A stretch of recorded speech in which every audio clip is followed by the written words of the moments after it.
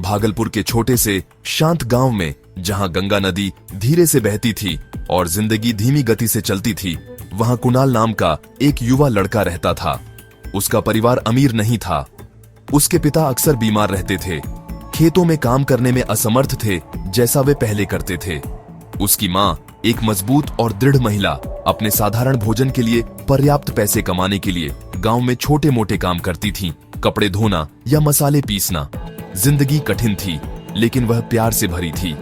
कुणाल ने अपनी मां के थके हुए हाथ और अपने पिता की दर्द भरी आंखें देखीं और उसने खुद से वादा किया कि एक दिन वह उनके जीवन को बेहतर बनाएगा। वह एक अच्छा लड़का था, बड़े सपनों से भरा हुआ। कुणाल स्थानीय सरकारी स्कूल में पढ़ता था।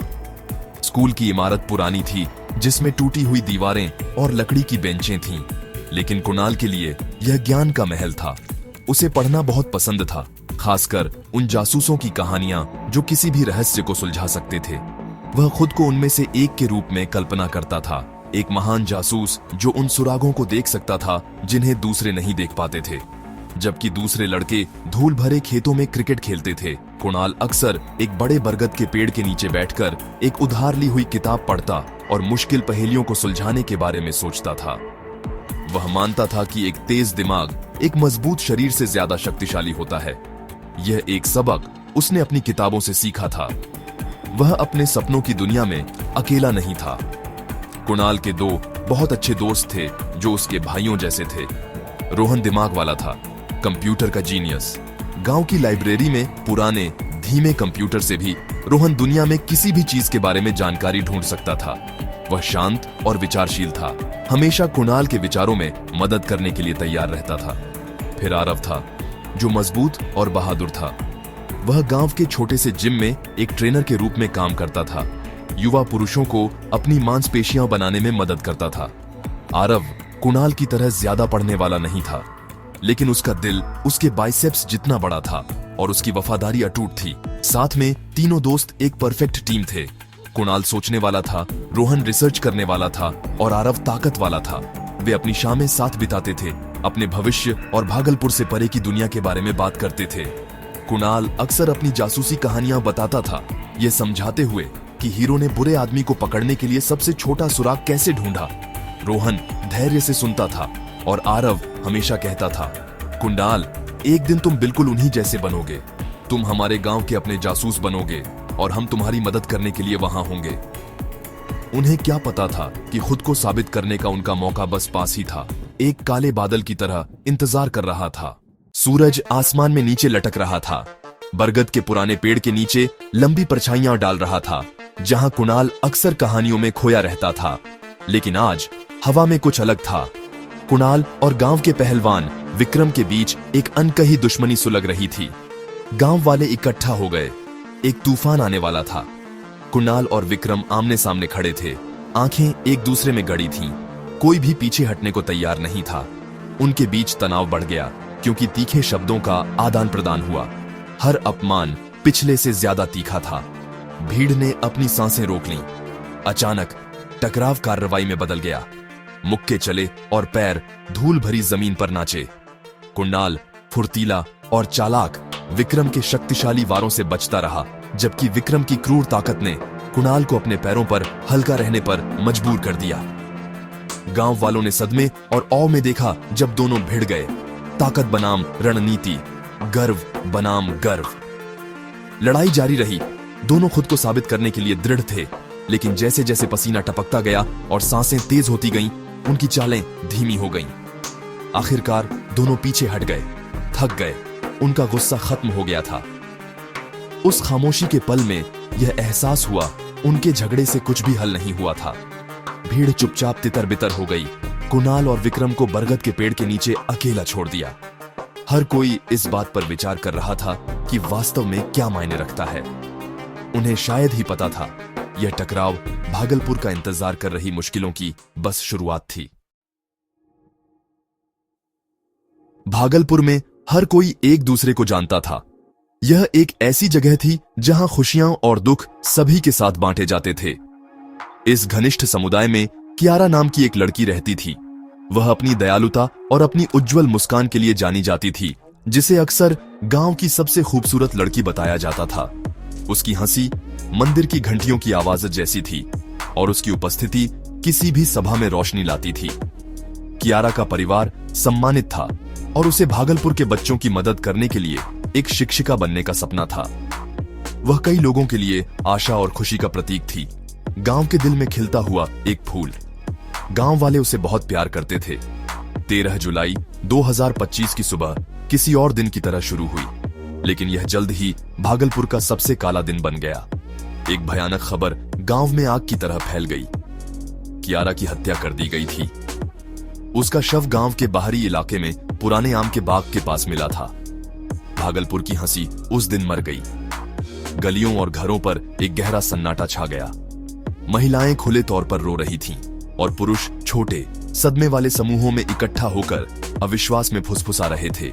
उनके शांतिपूर्ण गांव में ऐसी भयानक चीज कैसे हो सकती थी? उन पर डर और उदासी का एक काला साया पड़ गया था। पुलिस पास के शहर से आई। उनकी जीपें शांत गांव की सड़कों पर धूल उड़ा रही थीं। उन्होंने सवाल पूछे और अपनी छोटी किताबों में नोट्स लिखे, लेकिन वे खोए हुए लग रहे थे। गांव के मुखिया, एक बुद्धिमान बूढ़े व्यक्ति ने लोगों को शांत करने की कोशिश की, लेकिन वह भी हिल गए थे। कुणाल के लिए यह खबर एक व्यक्तिगत झटका थी। वह कियारा को स्कूल से जानता था।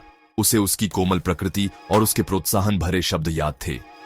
अपने पड़ोसियों के चेहरों पर दर्द और पुलिस की आंखों में लाचारी देखकर उसके अंदर एक आग जल उठी। यह सिर्फ एक मामला नहीं था, यह उसके घर पर हमला था। उस शाम जब सूरज ढल रहा था, लंबी उदास छायाएं डाल रहा था, कुणाल ने एक दृढ़ निर्णय लिया। वह बैठकर किसी और के जवाब ढूंढने का इंतजार नहीं कर सकता था। जासूस बनने का उसका सपना अब सिर्फ एक किताब की कहानी नहीं था, यह एक बुलावा था। वह जानता था कि वह इसे अकेले नहीं कर सकता। उसे अपने दोस्तों की जरूरत थी। वह रोहन और आरव को ढूंढने गया। उसके दृढ़ चेहरे को देखकर उन्होंने उसके बोलने से पहले ही जान लिया कि वह क्या सोच रहा था। हमें इसे सुलझाना होगा, कुणाल ने कहा। उसकी आवाज स्थिर थी।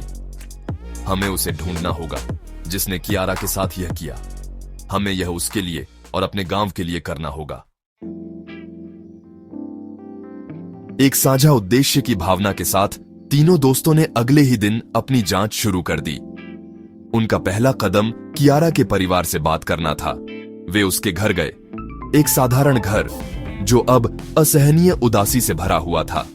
कियारा की मां, जिसकी आंखें रोने से सूजी हुई थीं, मुश्किल से बोल पा रही थी। उसके पिता एक पत्थर की मूर्ति की तरह बैठे थे, अपने दुख में खोए हुए थे।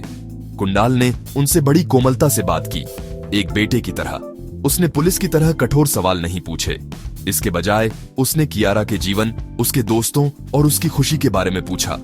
वह उस दुनिया को समझना चाहता था जिसमें वह रहती थी, इससे पहले कि उसे इतनी क्रूरता से छीन लिया गया। धीरे धीरे आंसुओं और टूटे हुए वाक्यों के माध्यम से परिवार ने अपनी कहानी साझा की। उन्होंने कुणाल को कियारा के बॉयफ्रेंड के बारे में बताया, विक्रम नाम का एक युवा लड़का जो पास के गांव से था। पहले वह आकर्षक और विनम्र लग रहा था, लेकिन हाल ही में उसका व्यवहार बदल गया था। वह बहुत ज्यादा पॉजिटिव और गुस्सा करने वाला हो गया था। उसे कियारा का अपने दोस्तों से बात करना पसंद नहीं था और वह उसके हर कदम को नियंत्रित करना चाहता था। कियारा के छोटे भाई ने कुणाल से फुसफुसाकर कहा कि उसने एक हफ्ते पहले विक्रम को कियारा पर चिल्लाते हुए देखा था। उसने उसे धमकी दी थी, यह कहते हुए, अगर तुम मेरी नहीं हो सकती तो तुम किसी और की भी नहीं हो सकती। यह उनका पहला असली सुराग था। रोहन अपनी कंप्यूटर स्किल्स के साथ तुरंत काम पर लग गया। वह गांव की लाइब्रेरी गया और घंटों ऑनलाइन बिताए। उसने विक्रम का नाम खोजा और उसके सोशल मीडिया प्रोफाइल पाए। तस्वीरों में एक ऐसा आदमी दिख रहा था जिसे अपने पैसे और गुस्से का दिखावा करना पसंद था। रोहन को ऐसी पोस्ट मिली जहां विक्रम ने गुस्से वाली बातें लिखी थीं, जब कियारा ने उनके रिश्ते को खत्म करने की कोशिश की थी। उसे विक्रम की एक तस्वीर भी मिली जिसमें उसने एक खास चांदी का ब्रेसलेट पहना हुआ था, वही ब्रेसलेट जो एक गांव वाले ने आम के बाग के पास देखा था जहां कियारा मिली थी। डिजिटल निशान विक्रम की एक काली तस्वीर बना रहे थे। इस नई जानकारी से लैस होकर कुणाल, रोहन और आरव ने एक योजना बनाई। उन्हें सिर्फ संदेह से ज्यादा की जरूरत थी। उन्हें ठोस सबूत चाहिए थे। आरव की भूमिका अब महत्वपूर्ण थी। वह अपने जिम के माध्यम से पास के गांवों में लोगों को जानता था। वह गया और विक्रम के कुछ परिचितों से बात की, एक बिजनेस डील में दिलचस्पी होने का नाटक करते हुए। उसे पता चला कि विक्रम बहुत कर्ज में था और पैसे के लिए बेताब था। उसने अपने दोस्तों को शेखी बघारी थी कि उसे जल्द ही एक बड़ी रकम मिलेगी। एक ऐसा विवरण जिसने उनके रोंगटे खड़े कर दिए। पहेली के टुकड़े जुड़ने लगे थे। उनकी योजना का अंतिम हिस्सा सबसे खतरनाक था। उन्हें विक्रम का सामना करना था और कबूलनामा हासिल करना था। वे जानते थे कि वह चालाक था और हिंसक हो सकता था। कुणाल ने एक चालाक जाल बिछाया।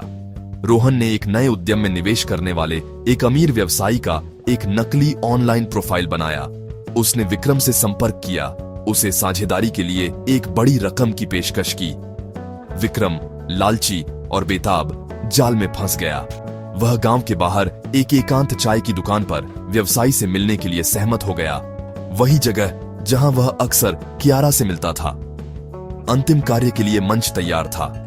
निर्धारित शाम को आरव मजबूत और शांत चाय की दुकान के पास छाया में छिपा हुआ था।